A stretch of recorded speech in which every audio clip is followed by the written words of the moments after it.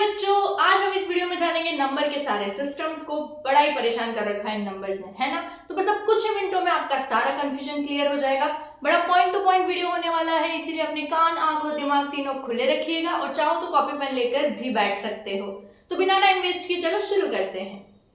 बचपन से हम पढ़ते आ रहे काउंटिंग 1 2 3 4 5 6 7 8, बस उसी को समझना है, कोई ज्यादा लोड नहीं है। ठीक है, ध्यान से सुनना।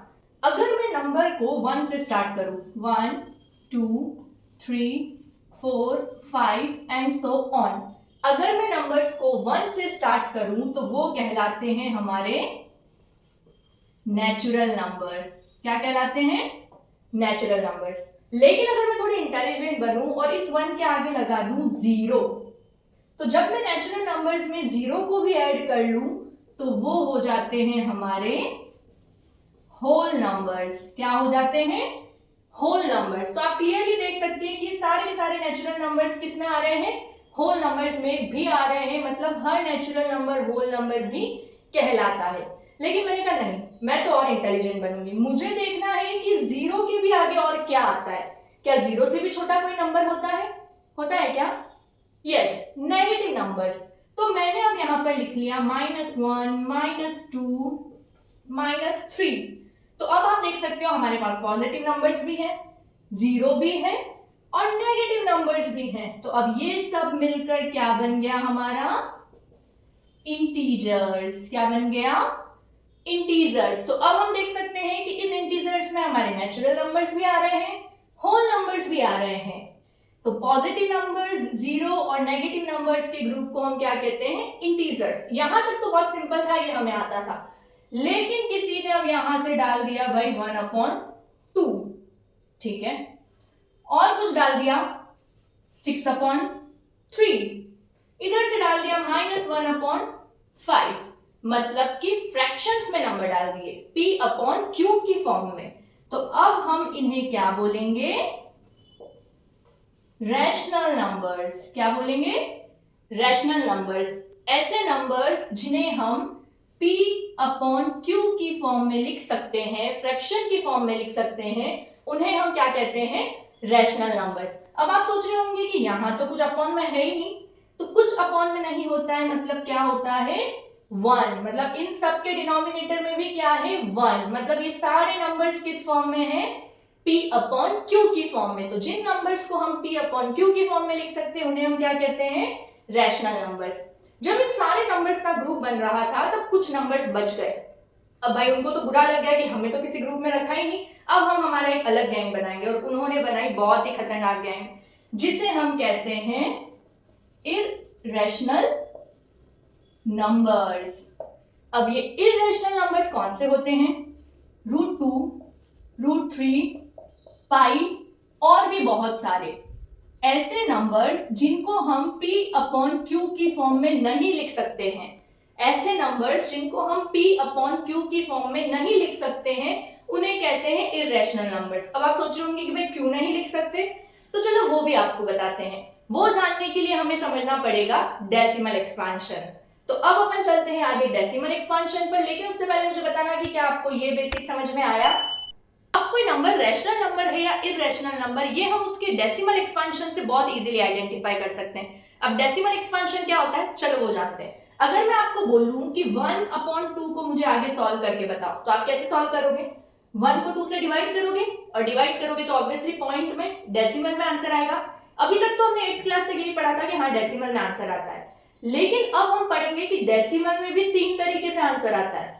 पहला होता है टर्मिनेटिंग, दूसरा होता है नॉन टर्मिनेटिंग रिकरिंग, रिकरिंग मतलब रिपीटेटिव, और तीसरा होता है नॉन टर्मिनेटिंग नॉन रिकरिंग। भले ही डेंजर सी टर्म लग रही, लेकिन एग्जांपल से समझेंगे बहुत ही इजी है।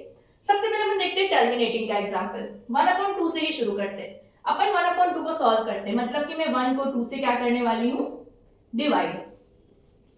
अब 1 2 से छोटा है, सीधा हमें पॉइंट लगाना पड़ेगा, आगे 0, ये बन गया 10, 2 के टेबल से 5 टाइम 10, और ये हमारा यहाँ पर क्या हो गया? डिवीजन खत्म।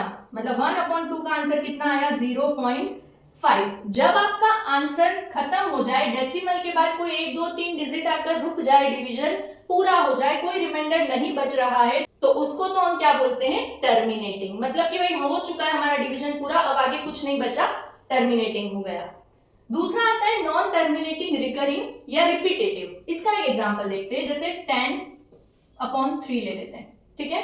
तो मैं 10 को 3 से डिवाइड करती हूँ, 3 3 9, 1 बचा, पॉइंट लगाऊंगी तो ये क्या हो गया वापिस 10, अगेन 3 के टेबल से 3 टाइम, वापिस 9, वापिस 1 बचा, डेसिमल है तो 0 लगता जाएगा 3 बार 9। अब मैं इस डिवीजन को जब तक करती रहूंगी ये ही मेरा नीचे चलता रहेगा, ये डिवीजन कभी खत्म ही नहीं होगा।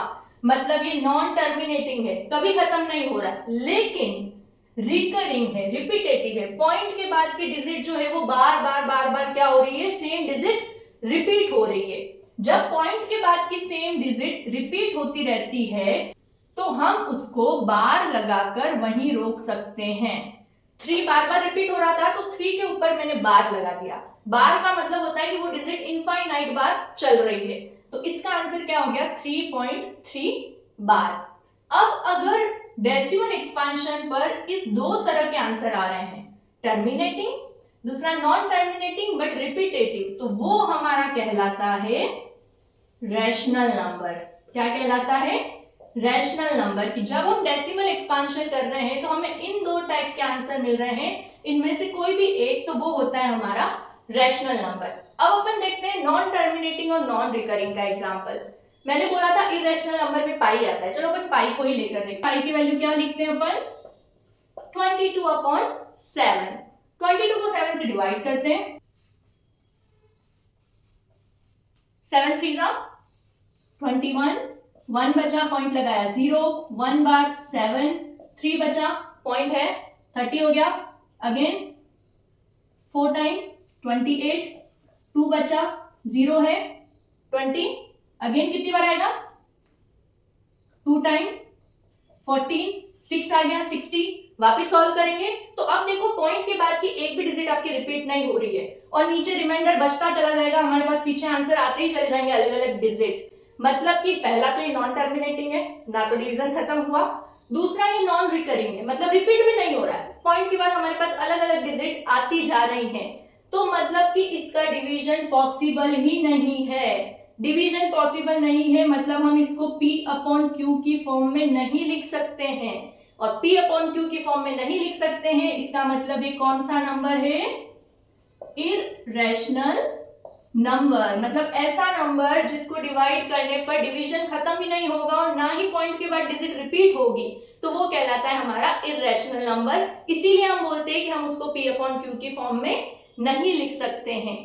अब आप लोग मुझे फटाफट से सॉल्व करके बताइए कि 1/7 का जब आप डेसिमल एक्सपांशन करोगे तो तीनों में से कौन से टाइप का आंसर आएगा, फटाफट मुझे कमेंट सेक्शन में जरूर बताना। आज के लिए इतना ही, आपको और ज्यादा परेशान नहीं करेंगे।